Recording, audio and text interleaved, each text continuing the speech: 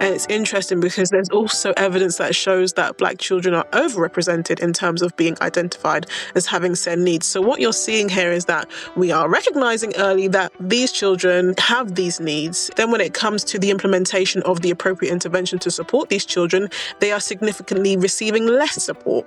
And then we now know also through evidence that what does that look like when they don't get the EHCPs? As I've said, there's punitive measures put in place. There's lots of labeling. There's lots of exclusion, expulsion, and it doesn't take a genius to recognize what the lack of support in the initial stages might look like for children, especially those that are on a lower socioeconomic bracket, what that might look like for their future. Welcome to All Aboard, where we help parents navigate the ADHD journey. Whether you're at the beginning of this journey asking what now, or you've trodden this path for a while and are wondering what's next, All Aboard ADHD is here for you. We will bring you key information from expert interviews alongside parents sharing their real-life lived experience to help you feel less alone. I'm Claire, and today we'll be talking to parent guest Marsha Martin. Marsha is a former behavioural therapist, neurodiversity awareness consultant, and the founder of Black SEN Mamas, a charitable organisation supporting Black mothers of children with special educational needs and disabilities. As a neurodivergent woman herself and the mum of 3 children, 2 of which have diagnosed ADHD and autism, Marsha created Black SEN Mamas to provide a space of psychological safety for mothers navigating both the challenges of parenting and the complexities of the SEN system. Under Marsha's leadership, the organisation has grown into a thriving community of over 3,500 mothers.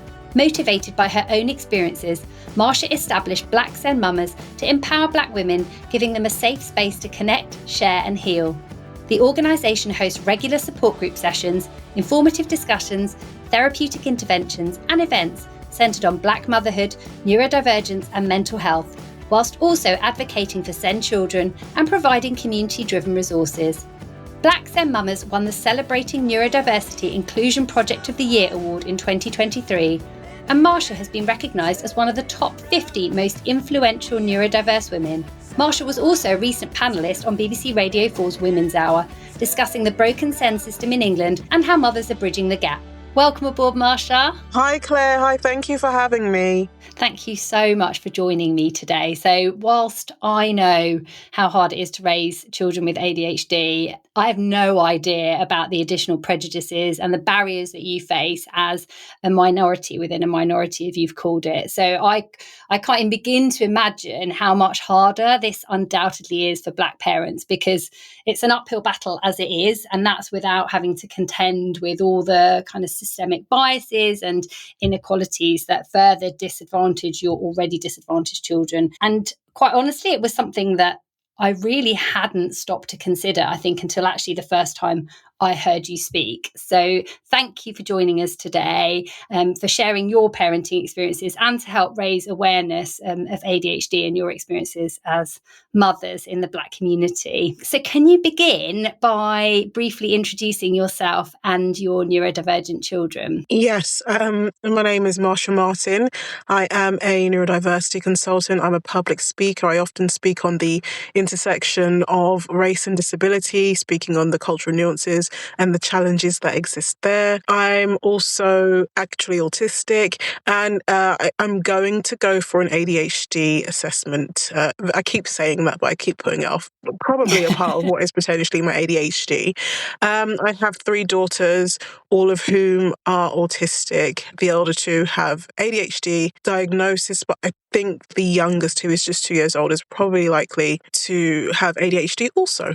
So I think she's on the pathway, the diagnostic pathway. So we're just waiting to see, but we know that they're all autistic. Okay, so as a Black parent navigating ADHD and autism in your children, what unique challenges have you experienced when accessing support and understanding for your children? Because I think that's something that I really want to use this opportunity to learn and help raise awareness of, because it'll be additional challenges that I haven't faced myself, and I'm sure many of the people listening haven't either. Yeah, I think as an autistic, potentially ADHD mother to Black autistic ADHD children, navigating the education system has been a journey fraught with systemic and cultural barriers. So it's not just the systemic issues, but we've got lots of socio-cultural barriers that we kind of have to navigate and contend with also. The lack of understanding about neurodivergence in Black communities within schools, within SEND services, within the local authority, that in itself creates unique challenges. Oftentimes, educators misinterpret our children's behaviours. They are conditioned. We're all conditioned in this world to have implicit biases, unfortunately. And unless you're doing the work to explore those biases, it's quite likely you carry them through life. And so those people that are teaching your children also have their own set of beliefs that they hold to be true that they're not necessarily conscious of or aware of. And so oftentimes, because there is a lack of training or knowledge in terms of one, SEND or neurodivergence, and then two, cultural nuances and the way in which those two intersections interact, teachers who don't have the necessary training or knowledge are more likely to rely on their implicit biases to inform what they perceive as far as a child's behaviour that they might deem problematic. They're often misinterpreting our children's behaviours as being defiant or disrupting the class or laziness instead of recognising that they could be neurodivergent traits, right? And then moreover, the scarcity of Black teachers or administrators means that fewer advocates who genuinely understand the culturally nuanced aspects of our children's neurodivergence. It just means that, again, because there aren't enough people at the table where the decisions are being made that understand this intersection, the decisions being made aren't necessarily beneficial to children that are Black and disabled. So yeah, that's what we're seeing for the most part, especially. So I run a support group, as you know. It's a charitable organisation called Black SEN Mamas. So currently we're supporting over 4,000 Black mothers of SEN children. And so we often do reports and we often do research. And so these are the kind of themes that are coming back, things I experienced myself as a mum of children who are neurodivergent. We share similar stories with the mums in the rest of the support group. And it's a good point, isn't it? Because actually, even if you are fortunate enough to have your child in a classroom where the teacher might have awareness of ADHD, autism or neurodivergence at a wider level, then they're not necessarily going to have that cultural awareness. You know, even with the best will in the world, I would be the same if I was in that boat, which must make it so much harder. And so for you, with your personal experiences with your children, what were the early signs and behaviours that made you suspect your children might have ADHD? So it's interesting because I didn't suspect really that my eldest, who is now she's going to be 12 in a couple of days. She's autistic and she's largely non-speaking. Communication is usually via gestures and things like that. And so we just initially had the autism diagnosis because that was quite visible. It was blatantly obvious to us, right? And even that took 4 years to get. I didn't suspect ADHD until I started to recognise that her father probably had ADHD, and then we got the diagnosis for our middle child, who is now 7, of autism and ADHD, and then things started to connect. I'm currently homeschooling my eldest, and so we have a myriad of therapies and tutors that come in, and so they've all suspected the same with Zara, and they kind of said maybe get that assessed and checked out. My middle child, she uses verbal communication. She's been advanced in speaking from really young, and so she was able to voice and make her very consistent and never-ending demands clear. And that involved a lot of seeking social play with the adults. Unfortunately, this was all during lockdown. So this was during the pandemic, and there were no other children to play with because she couldn't go to the nursery. She was around 2 at the time when I started to suspect. And her older sister wasn't typically communicating as a neurotypical child because she obviously wasn't, and she's non-speaking. And so it meant that there was a constant pressure. And I think I was doing one of my degrees or my master's at this point. It was really overwhelming because there was a constant need to provide social attention to my middle child. She wouldn't play by herself. She really just wanted to be in the midst of everything and all the attention on her. And I don't think that's what clued me into the ADHD aspect. I think that was more so confirmation, but I think what clued me in was the really really constant emotional dysregulation that she went through and then ultimately I went through because she wasn't getting right because she wasn't getting the attention she needed, because I was, I had my eldest daughter that I was trying to support, and I was doing my master's, and I was working as a therapist at the time. And so it was really, I could really feel it. It just felt like such a massive impact on me, and it was just constant. That's the overarching theme, and the thing that I remember, it was just a constant need to get stimulation, constantly understimulated. And so me having to then juggle things to meet that. And in my head, I was already working as a therapist and doing supporting children who were neurodivergent, but it was more so autism or Down syndrome. But I obviously had a working knowledge of developmental disabilities because that was part of my degrees and my career. And ADHD was what was popping up in my mind. I remember thinking, I'm not going to be surprised when she gets this diagnosis. It's really obvious for me. And it took until she was 7, actually, to get these diagnoses. So recently to get these diagnoses, but I always knew. And of course, you already have the parental guilt. We're in the middle of a pandemic. You don't have anyone to play with. I have a lot of work to do. Your sister's not wanting to play with you because she doesn't enjoy social interaction in that way. And so I really felt the pressure then. And I think that's the thing that, in the back of my mind, I was like, this doesn't feel typical. This doesn't feel like typical development. I've not really witnessed typical development, but I don't think, just because, my eldest wasn't developing typically, but I just knew that something about this wasn't the way in which neurotypical children developed. I could just tell. And you mentioned then, that this was in lockdown, so she was 2, and that it took until she was 7 when she was diagnosed. So I'm just interested to know whether there was, and obviously there's a time frame here in terms of things going back to normal and schools reopening and things like that. But I'm wondering whether was any cultural stigma or kind of unfair barriers that affected how others were interpreting or responding to the early signs you've noticed that took that time to then get her diagnosed? I mean, this is something that has certainly anecdotally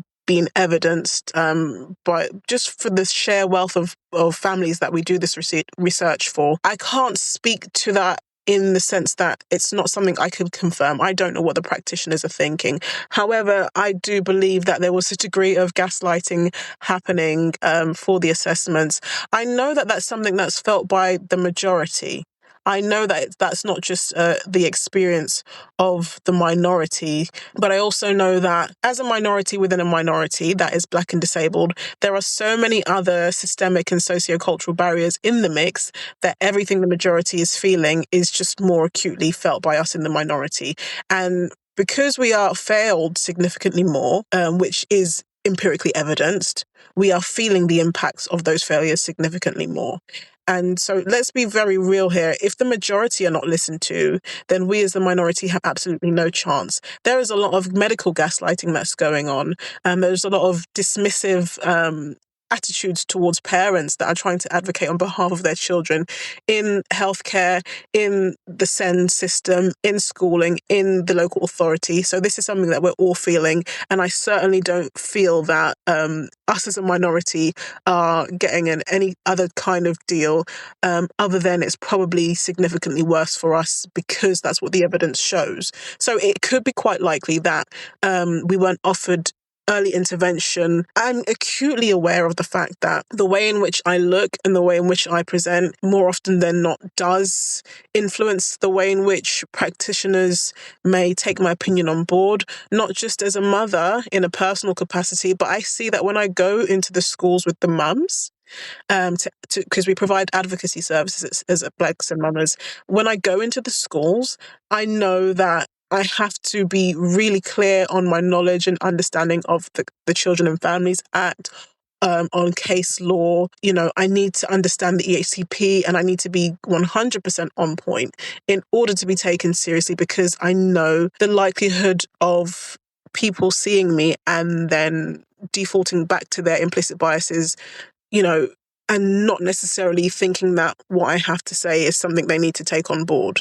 There's a lot of fighting that we have to do with these schools. It's constant, and even me with my many degrees and my knowledge and being a neurodiversity consultant, they'll look at my face first and the way in which I present, and I then have to argue against someone that doesn't have the amount of knowledge that I have, doesn't have the amount of experience, personal, professional, or otherwise. But I've seen my colleagues, my peers who are non-Black, go in and advocate and get the things, and I've seen it time and time again, get the things that I've been asking for. It's really shocking. And, as I said at the beginning, I think until I heard you speak, so much of this, it just hadn't occurred to me. And I've learned so much from you already. And I'm learning so much now, because it is hard enough. And you are a very, very educated woman, and you really, really know your stuff. And yet you're still having to work twice as hard, if not harder, to get taken seriously by people. And so I'm interested to know then, when you finally got that diagnosis for your daughter and you've had to fight through so much more than other people to get that taken seriously, what were your initial thoughts and feelings? I wasn't a novice to it at that point, because I had fought for my eldest daughter before, for several years before I got her diagnosis, even though I knew from she was a few months old. And so I knew what the game was at that point. I wasn't new to it. I kind of just paced myself and prepped myself for the fact that this is probably going to take a really unfairly long amount of time, and that is part and parcel, unless you're going private or you pick the right to choose pathway. But for the most part, it's going to be a really long, arduous process. And there were times where they lost our paperwork and we had to start again. All of the rigmarole that often happens with SEN parents. And so I think because I was prepped for it, once I got the diagnosis, my next thought was, okay, what's the next move now? Now we need to implement intervention that's appropriate to support my child in the school, because I didn't necessarily need a diagnosis. I told you, I know my child. I know that she is neurodivergent. And I appealed to the school, look, she should be on the SEN register. These are her needs. As an individual, these are her individual needs. That wasn't enough. Again, I'm not listened to at that school. Doesn't matter what qualifications I have. And so I had to come back and that's why we went to go and get the diagnosis. Even though legally I don't need a diagnosis to get SEN support, I just know that oftentimes schools don't necessarily stick to what they should legally be sticking to. So I went to get the diagnosis so that there would be no ifs, ands, or buts. And once I got the diagnosis, it wasn't even a case of feeling relieved. I already know, and I knew what the results would be. It's now about trying to mobilize so that we can now fight the school, because, as you know, it's a constant battle to just get the basic things that your child needs in terms of provision. So I didn't even have a chance to think about it. It was more so, okay, this is now added to my arsenal of things that I need to go use to go against the school, Yeah, on to the next step straight away. Exactly. And that's the thing, because, we know officially that a diagnosis isn't required. And yet, anecdotally, from all the people that I speak to in the community, that's a shared experience, that people actually aren't taken seriously, and that those needs aren't met or interventions aren't put in place until a diagnosis is then formally in place for the child, which just prolongs that process. And then for the child themselves, it's kind of heartbreaking, because that's time you can't get back, and it's so significant and fundamental to them. Yeah. And you're watching them deteriorate in front of you for no reason, because, ultimately, well, my child, diagnosis or no, my child still needs support regardless. And we're wasting a lot of time here, I was talking to Professor Joel Tolcott the other day, and he was framing it in the context of learning needs. All children have got learning needs, regardless of whether they're neurodivergent or not, whether they have a diagnosis or not. And we really do need to start looking at this in a completely different way. So in terms of those interventions then, once you moved on to kind of stage 2 of that fight, how has ADHD impacted your daughter's education? Like, what accommodations or support have you found beneficial? Or I guess, indeed, have you been able to fight for? I think What has been beneficial is when the school, and I often request this is just for myself, but also for the mothers that we support, the school ensure that the correct sections, BF&I on the EHCP, are thoroughly explained to the parents, to the carers, with the children involved where possible, so that we all understand the implications of the decisions being made for the provisions that we're asking for. And we also understand the school's role and responsibility in upholding it. I think that's very important, number one. And then also your own responsibility as a parent to kind of educate yourself on those matters. That's your best form of advocacy. As far as implementing actual intervention and accommodations, just ensuring that whatever we're implementing genuinely and not seemingly, but is genuinely tailored to each child's specific needs, sensory friendly classrooms, access to all the necessary therapists, that's OTs and speech and language therapists. The school's allowing for organisations like, for example, Black SEN Mamas to attend to deliver training to the teachers on cultural competence, which a couple of schools have agreed to. Yeah, advocating for these supports can be really overwhelming, and we would hope that the schools would use common sense to ensure that the children are supported and accommodated, but they're not. So when you advocate in a consistent way, it does make a difference when it's implemented. And I have seen that. Additionally, just establishing clear communication with teachers and, creating structured routines has also been crucial in delivering the kind of support that we need, the level of support that we need for the children, having that clear communication pathway with the teachers, trying to avoid animosity, although it's not always doable at times, depending on who you're dealing with. But trying to avoid that. Those are the things that have helped me on this journey. It's interesting what you were saying there about, obviously, you've offered to go in with Black SEN Mamas to provide that training, and some schools have agreed. And I thought that is such a kind of insightful word, that you're offering something here that can help the school and help the children, and that you're still having to fight to get agreement to have that. Exactly. Because I think when you said at the beginning about the cultural biases, I think in terms of having perhaps a shortage of Black teachers, curriculum biases, whether there's fewer referrals for that necessary support, there's a lot that's further disadvantaging your already disadvantaged children. So I'm kind of keen to know a little bit more about that, like in terms of the word you used, agreed.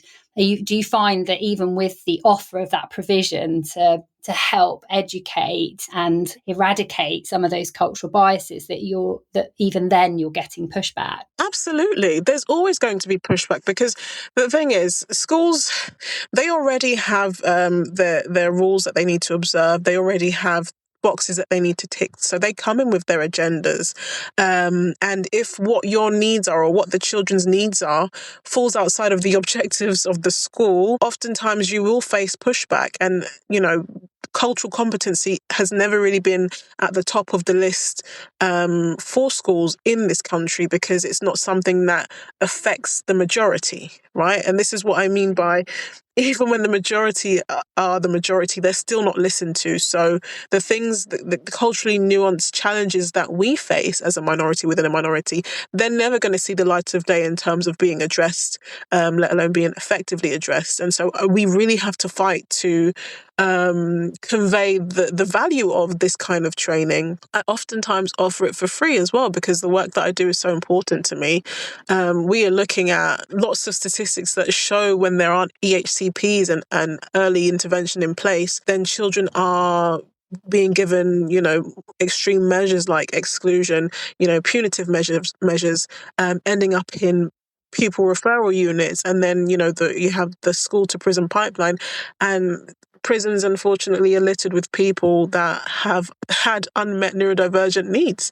And then it makes you wonder what their outcome in terms of their life's journey would have been had they have got the supports that they needed in place on time. We look at statistical evidence. There was some work done, I think it was in 2021, a report by Roman Aristarazu et al., and it showed that for every 10 white boys that got an EHCP, 1 black girl would get an EHCP. And it's interesting because there's also evidence that shows that black children are overrepresented in terms of being identified as having SEN needs. So what you're seeing here is that we are recognizing early that these children have these needs. It's being reported somewhere. It's being written down and noted somewhere. Then when it comes to the implementation of the appropriate intervention to support these children, they are significantly receiving less support.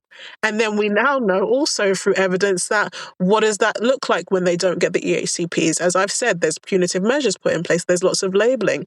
There's lots of exclusion, expulsion, and it doesn't take a genius to recognize what the lack of support in the initial stages might look like for children, especially those that are on a lower socioeconomic bracket, what that might look like for their future. Oh, absolutely. I mean, it's utterly, utterly heartbreaking because these are things that could so easily be prevented. And like what you're saying from that report is that their needs are being identified, which is even worse. Exactly. Like you're aware that these children have got needs and then you're failing to meet them.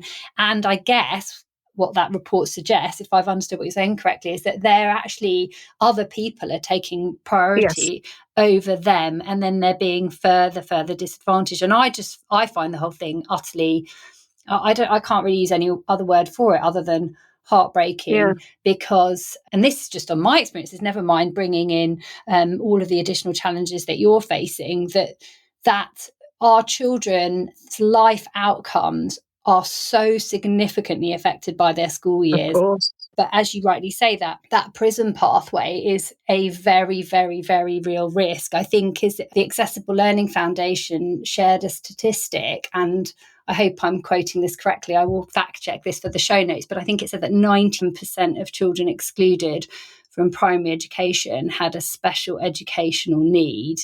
And I just find that so utterly shocking. And particularly then when you're doing the work that you're doing for free, as you say, it's much like what I do, because sometimes having a little bit of knowledge is almost more dangerous, because sometimes I think it adds a layer of assumptions that you do know something when in fact you really don't. It's such a nuanced and fascinating neurodiversity that actually doesn't respond to consequences. And as you said, the punitive approach. And then when you're taking in all the additional cultural needs that need to be considered and met, and you're trying to go in and offer this information, this education for free, for that to be pushed back is it's actually really shocking. It is. And I'll even tell you of an example that illustrates the need for this kind of cultural competency training. We had a boy that one of our lawyers, so we have a team of specialists at Black SEN Mamas who are all Black mothers of children who are neurodivergent. So part of the specialist team are lawyers. And one of them went in for a case whereby there was a boy that was kind of seemingly disrupting the class according to the teacher. What was happening was he was becoming overwhelmed by the environment. His teacher wasn't allowing him to go for any kind of movement breaks. And so what he did was he was emotionally regulating in a way that culturally was familiar to him, which was making a beat, like a banging on the table, making a beat with music and beatboxing with his mouth. That was his way of what we call in the ASD world stimming, which is like emotional regulation through repetitive movements oftentimes. That's what he was doing. To the teacher, that looked like someone that was being disruptive in the class and defiant, not someone that was really stressed and overwhelmed. And so when we came to this, or when she came to the school and broke it down, he was then allowed to be given those breaks whereby he could kind of have some time out of class. And that fixed everything. There was no more disruption. He came back to class regulated. Everything was fine.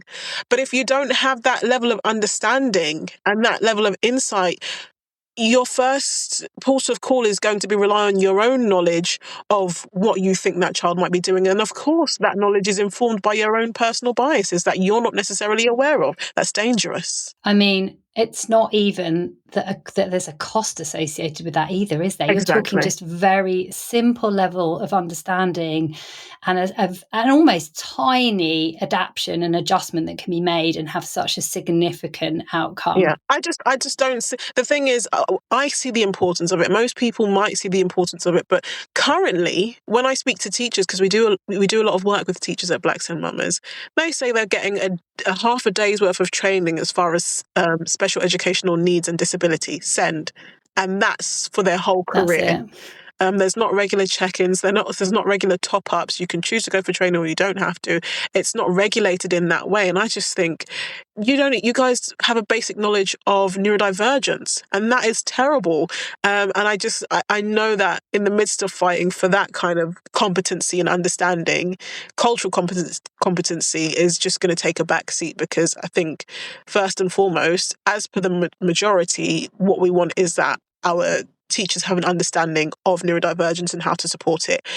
Then it will trickle down to cultural, but I don't think we're anywhere near there at that point. And unfortunately, that means a lot of children will lose out. Yeah, and so much work as well, isn't it? Because I think this is the hard thing as a parent, and probably why in my own journey I went down the path of trying to educate myself and learn as much as I possibly could so that I could fight that corner. And even then, you're aware that you don't want to overwhelm and overload a teacher when they're perhaps new to something. So you're trying so hard to kind of give them the top, crucial, critical headline stuff, aware that there is so much below that also needs to be communicated. And then I always find that I kick myself, because typically one thing that I haven't communicated will be the one thing that comes up, and it feels like you're just constantly drip feeding, constantly putting out small fire at the time, and that's without the cultural fight, if that's the right word, that you guys then need to have on top of that. And then what does that look like on a day-to-day basis for the parent carers? That looks like overwhelm, exhaustion, caregiver stress, burnout, anxiety, depression,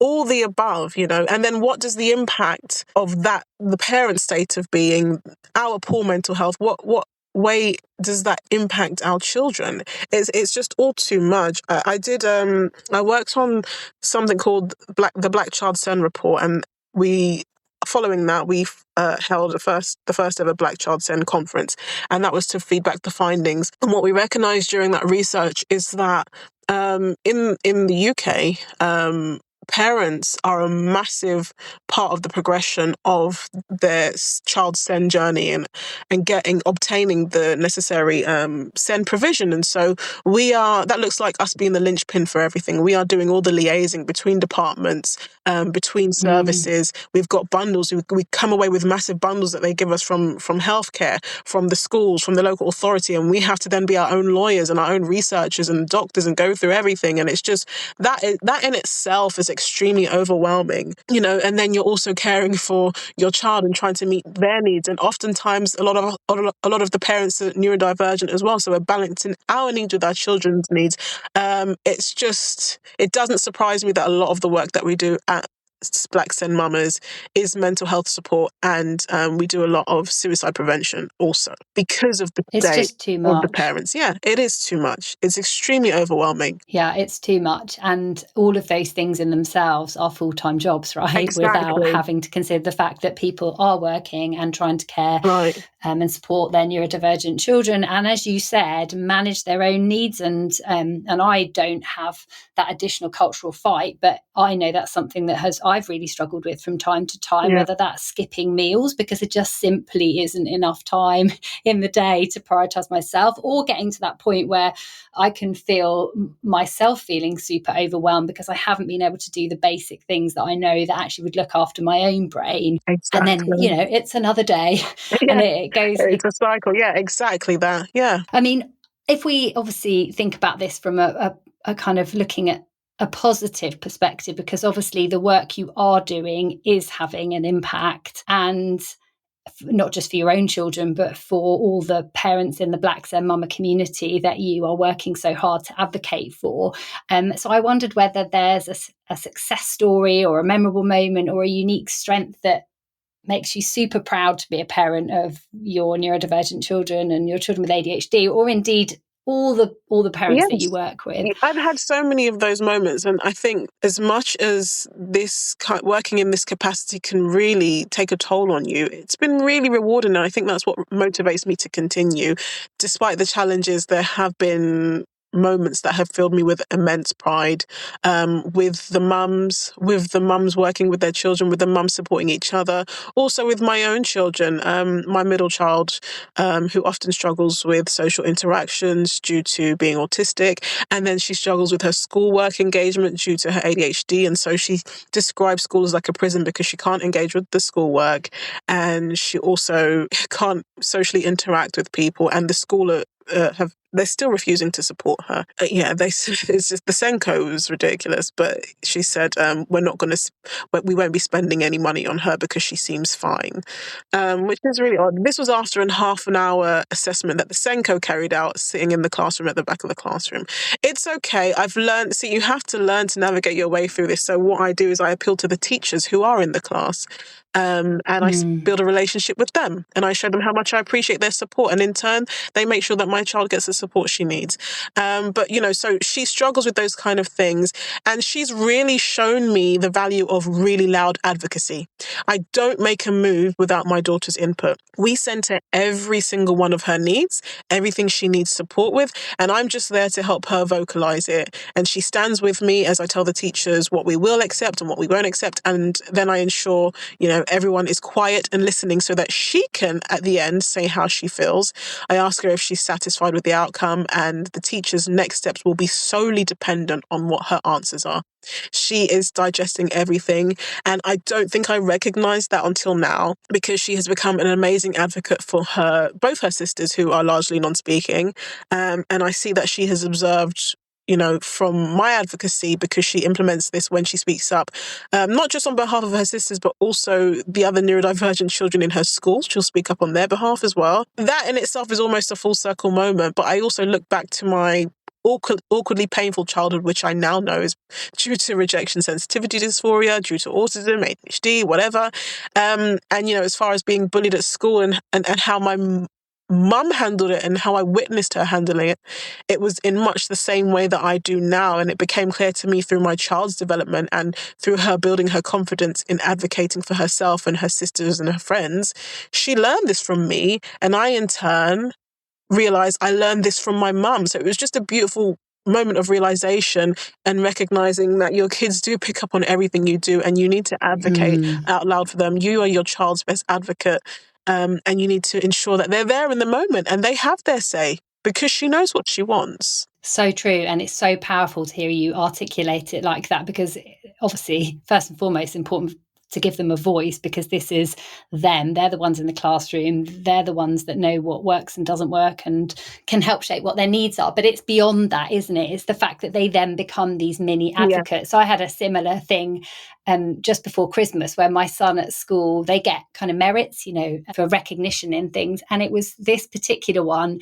It was a real moment where I'm so passionate about what I do, very much like you. This matters to me so much, not just for my children, but for all children.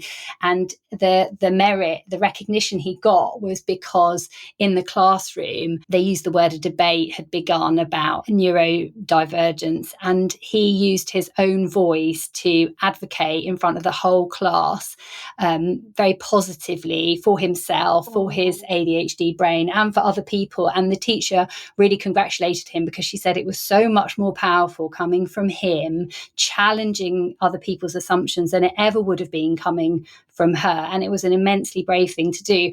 And honestly, as a parent, I just thought, that's why we do this, because it's not just about kind of fighting the individual battles every single day. It's the longevity, it's the long-term impact of this stuff. And I've always believed we're not just trying to educate ourselves as parents, but we need to help educate the next generation. Absolutely. Right? So this becomes easier and easier and easier as they grow up and go on to have their own children. Yeah, I agree. That's really lovely story to hear, actually. I enjoy hearing stories like that, where we can see the ways in which our children are blooming, because everything else just seems so bleak on this journey oftentimes. And so it's nice. I really enjoy when I hear other parents having positive experiences on this journey.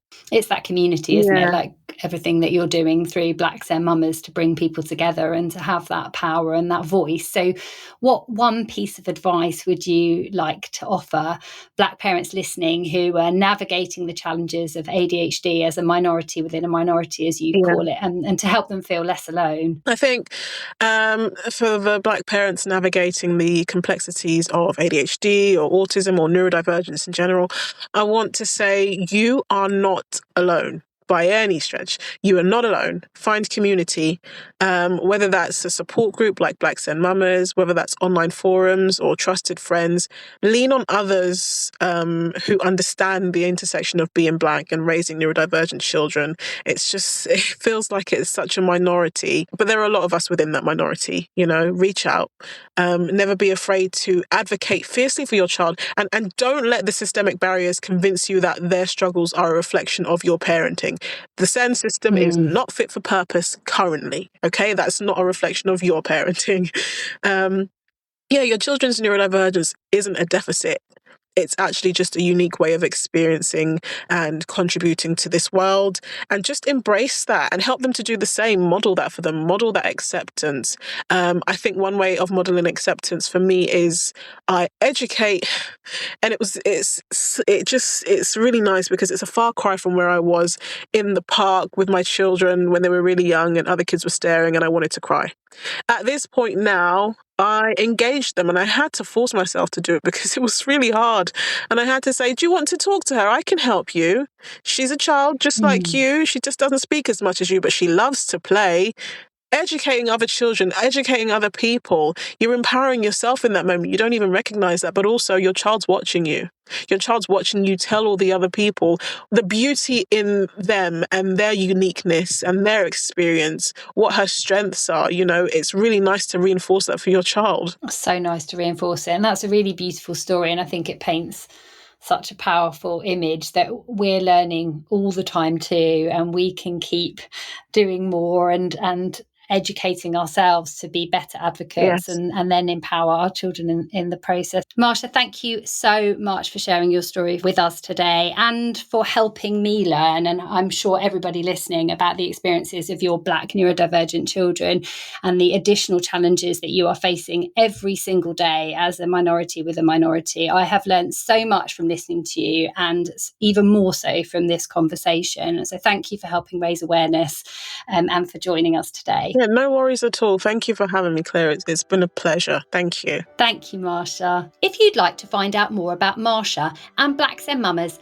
then please do check out our show notes below for more information. Or if you'd like to find out about how I can help support you and your children with personalised ADHD coaching, then please do head to allaboardadhd.com. You can also find me on Instagram and TikTok at All Aboard ADHD. Most importantly, if you enjoyed this episode and found it helpful, please can you follow and review All Aboard to help other parents find this podcast and welcome them aboard our journey too. Thank you for listening to All Aboard ADHD.